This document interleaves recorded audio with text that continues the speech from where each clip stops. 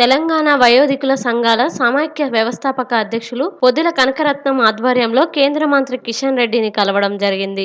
2019 వయోధికుల సవరణ బిల్లును పార్లమెంటు సమావేశాల్లో చర్చకు తీసుకొని వచ్చి లోక్సభ, రాజ్యసభల్లో ఆమోదించేలా సంక్షేమ శాఖ మంత్రి వీరేంద్ర కుమార్ కి సిఫార్సు చేయాలని, దీంతో 2 రాష్ట్రాల్లో ఉన్న 80 లక్షల మందికి లబ్ధి చేకూరుతుందని కిషన్ రెడ్డిని కోరారు. దీనిపై కిషన్ రెడ్డి స్పందించి ఆమోదం పొందేలా చూస్తానని హామీ ఇచ్చారు.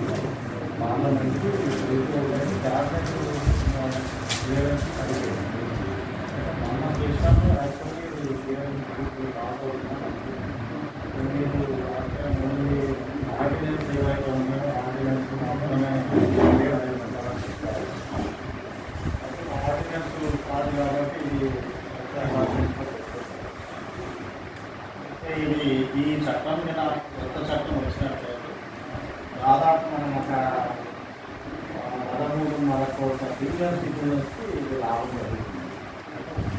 13.5 కోట్లు మన ఈవెన్ ఉమ్మడి రాష్ట్రం మన తెలుగు రాష్ట్రాల్లో దాదాపు 25 లక్షల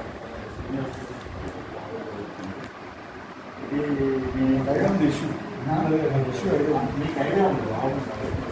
ఇది కూడా మనం నేను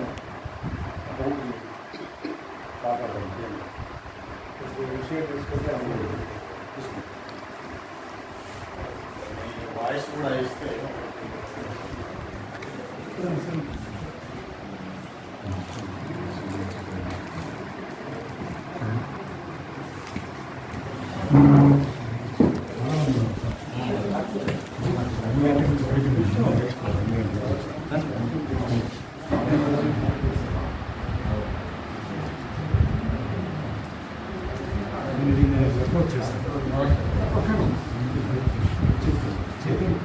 నాకు ఇష్టం నాకు పెట్టాలి తీసుకుని